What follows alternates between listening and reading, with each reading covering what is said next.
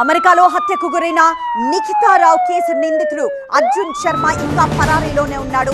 అయితే నిఖిత హత్య కేసుకు సంబంధించి స్పందించారు ఆమె తండ్రి ఆనంద్. ఒక వీడియోను రిలీజ్ చేశారు. ఇంటర్పోల్ అర్జున్ శర్మను అరెస్ట్ చేసింది అనే వార్తల్లో నిజం లేదన్నారాయన.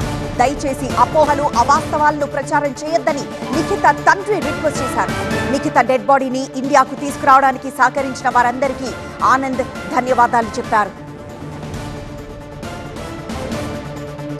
గొడిశాల నిఖిత మృతదేహం నిన్న హైదరాబాద్ కు చేరుకుంది. అనంతరం అంత్యక్రియలు నిర్వహించారు. ఈ నెల 31న మేరీల్యాండ్ కొలంబియా ప్రాంతంలో అర్జున్ శర్మ ఇంట్లో నిఖిత డెడ్ బాడీని పోలీసులు గుర్తించారు. నిఖిత శరీరంపై అనేక కత్తిపోట్లున్నట్లు గుర్తించారు. నిఖిత హత్య అనంతరం నిందితుడు అర్జున్ శర్మ ఇండియాకు వచ్చాడని పోలీసులు భావిస్తున్నారు. అర్జున్ శర్మ కోసం ఇంటర్పోల్ పోలీసులు గాలిస్తున్నారు. నిఖిత అర్జున్ శర్మ మధ్య ఆర్థిక లావాదేవీల కారణంగానే హత్య జరిగినట్లు పోలీసులు నిర్ధారించారు. అర్జున్ శర్మ అరెస్ట్ అయిన వార్త ఫాల్స్ న్యూస్.